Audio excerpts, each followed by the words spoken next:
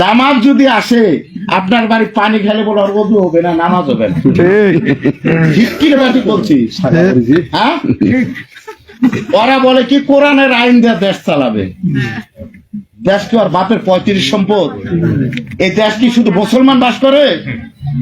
এই দেশ হিন্দু, বৌদ্ধ, খ্রিস্টান সকল ধর্মের লোক নিয়ে কিন্তু এই দেশ এমন একটা দেশ, এটা সকল জাতির লোক আছে।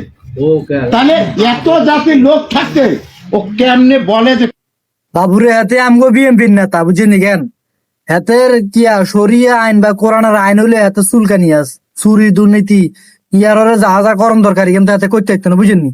জামাতাইলে শরিয়া আইন যদি চালু করি এলে তাহলে হাতের বেশি কাটা যাইবো। এইটা ওরা হাতে কয় আর কি বাবুরে জামাতারে ভোট দিও না, হ্যাঁ তো না ভোট দিয়ে আপনি বিএনপির ভোট দিয়ে বালা করি, কারণ হাতে এলে আপনি বালা করে চুরি করতে নারবেন, সন্ত্রাসী করতে নারবেন।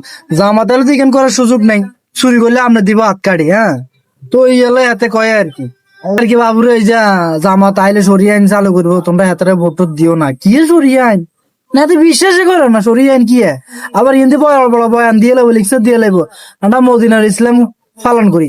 বাবুরে তোর মদিনার ইসলাম কেন রে? মদিনা তোর কোথায় আনার দরকার? বাদাইমার ঘরে বাদাইমা